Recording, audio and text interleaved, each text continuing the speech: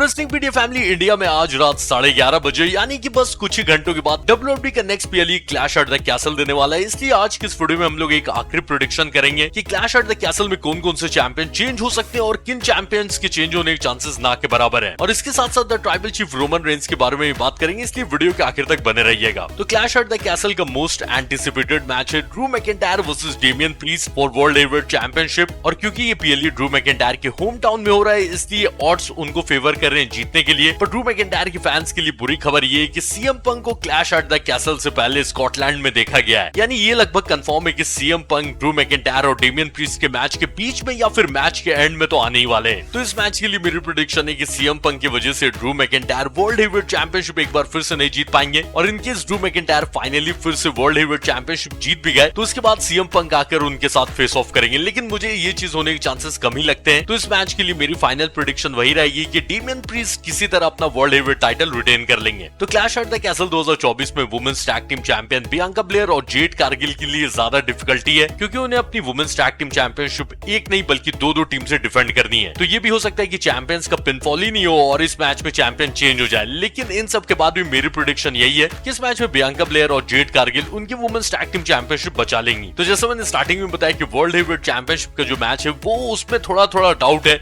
हो सकता है ड्रू मैकिंटायर भी जीत जाए। लेकिन इसी पीएलई में एक और जो वर्ल्ड टाइटल का मैच हो रहा है WWE चैंपियनशिप का Cody Rhodes versus AJ Styles, तो इस मैच के लिए गेस करने की उतनी जरूरत नहीं है क्योंकि रिजल्ट बहुत ही ज्यादा ऑब्वियस है। और उसकी वजह ये है कि कोडी वर्सेस एजे एक आई क्विट मैच हो रहा है और कोडी तो आई क्विट बोलने वाले हैं नहीं। हालांकि इस मैच के बाद सोलो या फिर उसके नए ब्लड लाइन टीम मेंबर्स कोडी पर हो सकता है अटैक कर दे, क्योंकि अब ये रूमर्स आने लगे कि एजे स्टाइल्स के बाद अब कोडी के नेक्स्ट ओपोनेंट सोलो हो सकते हैं। वैसे इस चीज के चांसेस कम ही है कि solo clash at the castle में अटैक करेंगे, लेकिन ये बहुत ही ऑब्वियस है कि एजे स्टाइल्स वर्सेस कोडी में कोडी ही जीत कर अपना टाइटल बचा लेंगे। तो आज बेली भी उनकी वुमेन्स चैंपियनशिप डिफेंड करेंगे पाइपर निवन से। और जैसे मैंने लास्ट वीडियो में बताया था कि हालांकि चेल्सी बहुत मदद करेंगी उनकी टैग टीम पार्टनर पाइपर निवन की ताकि वो उनको जितवा पाए, लेकिन बेली इस मैच में जीतेंगी और इस मैच में भी टाइटल चेंज नहीं होने वाला है। तो क्लैश एट द कैसल 2024 में सिर्फ एक ही मैच है जिसमें मुझे लग रहा है कि टाइटल चेंज होगा और वो मैच है Sami Zayn versus Chad Gable for intercontinental championship. तो चैड गिबल अभी से नहीं बल्कि रेसलमेनिया 40 से पहले इंटरकॉन्टिनेंटल चैंपियन बनना चाह रहे थे, लेकिन वो बार-बार ट्राई करते हैं और बार-बार ये टाइटल नहीं जीतने की वजह से वो हील टर्न भी हो गए। और फैंस भी चैट को बहुत ज्यादा सपोर्ट कर रहे हैं और वो उन्हें इंटरकॉन्टिनेंटल चैंपियन फाइनली बनते हुए देखना चाहते हैं। तो इन सब कारणों से मुझे लग रहा है कि शायद आज फाइनली चैट गिबल इंटरकॉन्टिनेंटल चैंपियन बन ही जाए। तो सिर्फ यही एक मैच है जिसमें मुझे लगता है कि टाइटल चेंज हो सकता है, बाकी कोई मैच में मुझे नहीं लग रहा है। तो आप लोग भी कमेंट करके एक दूसरे के साथ प्रेडिक्शन शेयर करना और फिर कल देखा जाएगा कि कितनी प्रेडिक्शन सही हुई कितनी गलत हुई। तो अब बात करते हैं the tribal chief Roman Reigns के बारे में। और जैसे मैंने पहले भी बताया था कि क्लैश एट द कैसल तक रोमन का रिटर्न पॉसिबल नहीं है और रोमन के रिटर्न के लिए न्यूज यही है कि जुलाई 2024 में रोमन का रिटर्न फैंस को देखने मिलेगा। और शायद इस बार जब रोमन रिटर्न आए तो वो फेस सुपरस्टार भी बन सकते हैं, और फेस हो चाहे हील हो, लेकिन रोमन के फैंस बहुत ज्यादा बेसब्री से इंतजार कर रहे हैं उनके रिटर्न का। और क्योंकि ट्रिपल एच ने ऐसा बोल भी दिया है कि यहाँ से अब जो रोमन की स्टोरी लाइन चलेगी ना वो ट्राइबल चीफ वाली स्टोरी लाइन से और ज्यादा अच्छी होगी। तो इसलिए फैंस की एक्सपेक्टेशन भी हाई हो रखी है कि रोमन जब भी रिटर्न आएंगे